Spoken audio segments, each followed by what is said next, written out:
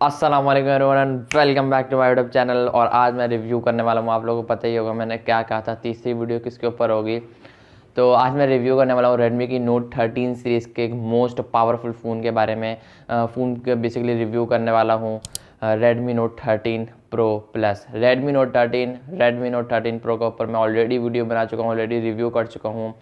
आप लोग मेरे चैनल पर विजिट करके जाकर देख सकते हो। एक कल डाली है और एक परसों डाली है। खैर, आज की वीडियो डेडिकेट होने वाली है रेडमी नोट 13 प्रो प्लस के ऊपर। अगर आप रेडमी नोट 13 में से कोई एक फ़ोन लेने की सोच रहे हो तो कौन सा लेना चाहिए, अगर मैं होता तो कौन सा लेता, सब कुछ बताऊंगा आपको आज के इस वीडियो में। इससे कैमरा सैंपल शो करवाऊंगा, पबजी के लिए स्मार्टफोन कैसा है, गेमिंग के लिए कैसा है, कैमरास के लिए कैसा है, सब चीज़ें बताऊंगा आप लोग आज की इस वीडियो में। वीडियो को लाइक करके चैनल को लाजमी सब्सक्राइब करना। हम बढ़ते हैं डायरेक्ट वीडियो की तरफ। सबसे पहले ये स्मार्टफोन एक ही मेमोरी वेरिएंट के साथ पाकिस्तानी मार्केट के अंदर लॉन्च हुआ है। बेसिकली लॉन्च तो नहीं हुआ, यहाँ पर बना नहीं है, इम्पोर्ट होकर आया है ये वाला स्मार्टफोन।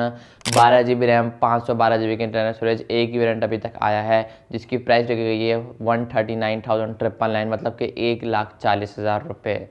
बाकी कोई नहीं, 1,40,000 की नज़र देखा जाए तो इसमें IP68 की रेटिंग आती है, जो कि आजकल के टाइम पर 2 से 2.5 लाख वाले फ़ोन में आ रही है।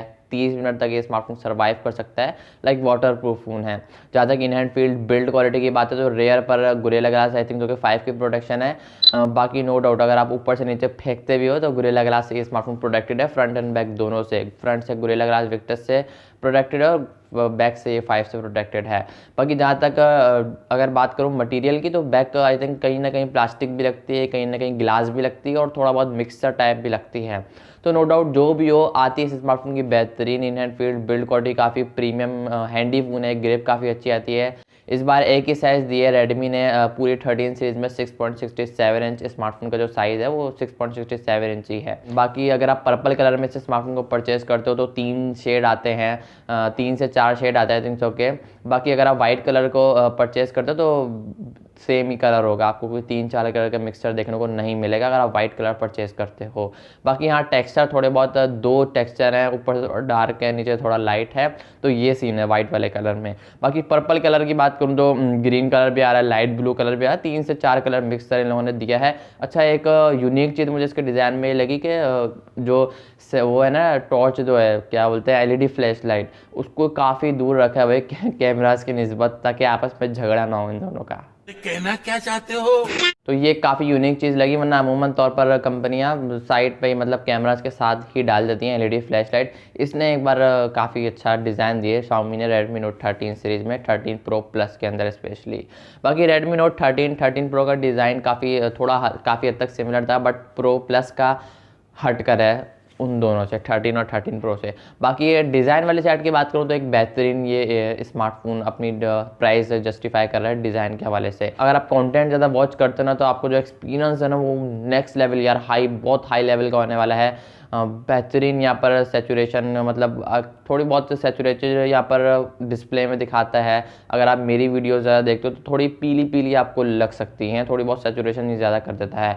कुछ लोगों को पसंद भी होती है, कुछ लोगों को नहीं भी पसंद है। जहाँ तक डिस्प्ले वाली साइड की बात है, 6.67 इंचेस का डिस्प्ले है और इसका डिस्प्ले काफ़ी बड़ा, इसका हाईलाइट पॉइंट है। फुल HD प्लस की रेजोल्यूशन भी है, साथ ही 120 हर्ट्ज का रिफ्रेश रेट भी लेकर आता है।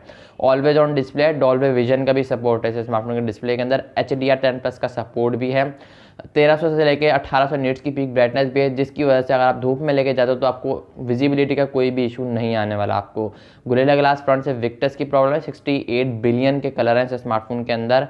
थोड़ा बहुत कर्व डिस्प्ले भी है, थोड़ा बहुत कहीं ना कहीं फील आती है, और है भी लिटरली थोड़ा बहुत कर्व डिस्प्ले, तो नो डाउट यार काफ़ी कमाल का डिस्प्ले लगता है। बाकी अगर आप कंटेंट ज़्यादा वॉच करते हो यार, नेक्स्ट लेवल क्वालिटी में आप इस स्मार्टफोन के अंदर डिस्प्ले के अंदर कंटेंट को वॉच कर सकते हो। नेटफ्लिक्स ज़्यादा देखते हो, वीडियोस लाइक कंटेंट में सब आता है। अगर आप कंटेंट ज़्यादा वॉच करते हो, ड्रामास देखते हो, CID आर्ट वगैरह देखते हो, तो आपका ये जो एक्सपीरियंस नेटफ्लिक्स आप काफ़ी हाई लेवल पर चला सकते हो इस स्मार्टफोन के अंदर। तो नेक्स्ट लेवल एक्सपीरियंस आपका होने वाला है इस स्मार्टफोन को लेने के बाद। 3 इसमें आई थिंक सो के मेजर अपडेट आएंगी, 4 सिक्योरिटी अपडेट आएंगी। Xiaomi का ये कहना है रेडमी नोट 13 पूरी सीरीज़ के अंदर, बेसिकली सिर्फ प्रो प्लस वाले की बात नहीं कर रहा हूँ, पूरी सीरीज़ के अंदर ही 3 मेजर अपडेट और 4 की सिक्योरिटी की अपडेट।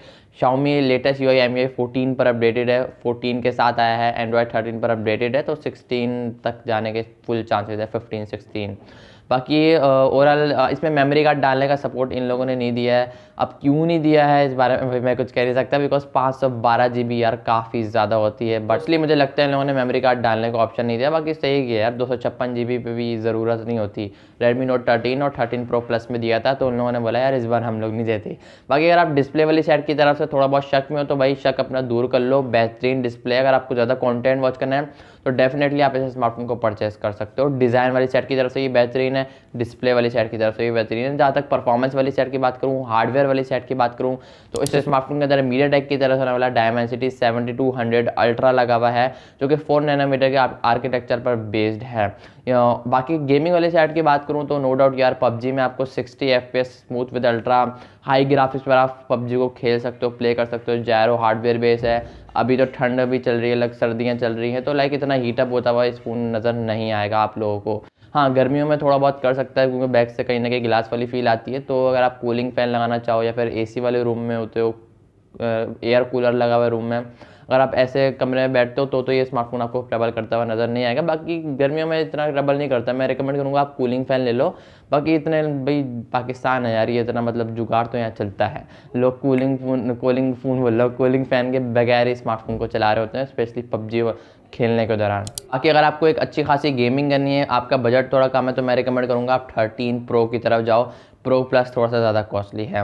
बाकी अगर आपको 60 FPS वाले मज़े लेने फुल मतलब शश के हैं, तो आप इस फ़ोन के डेफिनेटली कंसीडर कर सकते हो। बाकी ये स्मार्टफोन के कैमराज वाली साइड की बात करूँ तो सबसे बड़ा हाईलाइट पॉइंट है स्मार्टफोन के कैमराज है। 200 मेगापिक्सल का मेन है, वही सेम मेगापिक्सल का नंबर जो Redmi Note 13 Pro में था, 8 का अल्ट्रा वाइड, 2 का मैक्रो सेंसर, बट क्वालिटी को यहाँ पर इन्हेंस कर दिया गया है, बढ़ा दिया गया, जो कि काफ़ी अच्छी बात है। 4K 30 FPS तक आप वीडियो को शूट कर सकते हो और 24 FPS तक आप वीडियो को शूट कर सकते हो। 1080p 120 FPS तक आप रेयर से मतलब कि बैक से शूट कर सकते हो। और फोटो क्वालिटी आप लोगों को शो हो रही होगी, सैचुरेटेड काफ़ी रखता है, और शार्पनेस काफ़ी बेहतरीन, डिटेल काफ़ी अच्छी कैप्चर करता है, सारी चीज़ों को बेहतरीन कंट्रोल करके रखता है। ऑप्टिक इमेज स्टेबलाइजेशन का सपोर्ट भी ये स्मार्टफोन लेकर आता है। बाकी फ्रंट पे पंच होल है, इसके अंदर 16 मेगापिक्सल की सेल्फी है, 1080p 60 FPS आप वीडियो को शूट कर सकते हो। 4K का ऑप्शन सपोर्ट ये लोग दे सकते थे, बट स्टिल बैक से दे दिया। ऑप्टिक स्टेबलाइजेशन के साथ ये स्मार्टफोन आता है, तो लाइक व्लॉगिंग के लिए अगर लेना है, अच्छी फोटोग्राफी के लेना है, तो मैं डेफिनेटली इस फोन को रिकमेंड करूँगा। बाकी इस स्मार्टफोन के अंदर 5000 mAh की बैटरी है, इन सब चीज़ों को कंट्रोल करने के लिए लगाई गई है। 120 वाट की चार्जिंग आपको देखने को मिलती है, मतलब यार ये सारे घर का बिल ये एक फ़ोन ही बना देगा एक बार चार्ज होने पर। बाकी Xiaomi ये क्लेम करता है हमारा ये स्मार्टफोन 19 मिनट के अंदर अंदर 100% फुल चार्ज हो जाएगा। आप ये मान के चलो आधे घंटे के अंदर अंदर फुल चार्ज हो जाएगा। बाकी जब भी कंपनियां बोलती हैं तो 5-10 मिनट ऊपर ही ले लेता है, काफ़ी टेस्ट किए हैं लोगों ने। आई होप कि आपको आज की वीडियो पसंद आई होगी। देखो अगर आपका एक अच्छा बजट है, मैं रिकमेंड करूँगा आप इन तीनों फ़ोन में से Redmi Note 13 Pro को कंसीडर करो। Redmi Note 13 को छोड़ दो, Pro Plus को छोड़ दो। अगर 13 की बात करूँ तो उसकी थोड़ी बहुत परफॉर्मेंस डाउन है काफ़ी। अगर Pro Plus की बात करूँ तो उसकी प्राइस काफ़ी ज़्यादा है, जिसकी वजह से लोग अफोर्ड नहीं कर सकते। तो प्रो की तरफ अगर आप जाओ ना, तो प्राइस भी सही है और परफॉर्मेंस भी नेक्स्ट लेवल है। MediaTek Helio G99 अल्ट्रा लगवा है, क्योंकि जहाँ तक मुझे याद है 40 FPS PUBG खेल सकते हो, जायरो हार्डवेयर बेस है, उसमें अच्छी खासी गेमिंग कर सकते हो, बेहतरीन उसमें भी गेमिंग कर सकते हो। अगर आपको नेक्स्ट लेवल वाली PUBG खेलनी है तो फिर आप Pro Plus की तरफ जा सकते हो, अगर आप अफोर्ड कर सकते हो तो, बिकॉज सबसे बड़ा मसला यही होता है। और फोटोग्राफी भी उसकी भी काफ़ी अच्छी है और उसकी भी काफ़ी अच्छी है, इसकी थोड़ी सी ज़्यादा अच्छी है। बाकी फिर प्राइस वाली पता ही होगा आप लोगों को, प्राइस बाय प्राइस कंपेयर होता है। आई होप कि आपको आज की वीडियो पसंद आई होगी। मैं ये रिकमेंड करूँगा आप 13 Pro की तरफ जाओ। अगर मैं होता तो मैं 13 Pro की तरफ जाता। बाकी आप लोगों क्या ओपिनियन है, आप लोग किस स्मार्टफोन को परचेज करने जा रहे हो, कौन सा स्मार्टफोन यूज़ करो, कमेंट लाजमी कर दिया करो। आई होप कि आपको आज की वीडियो पसंद आएगी। वीडियो को लाइक करके चैनल को लाजमी सब्सक्राइब करना। मैं लूँगा आपको नेक्स्ट वीडियो में किसी और वीडियो के साथ, किसी और फ़ोन के रिव्यू के साथ। तब तक के लिए अल्लाह हाफिज़।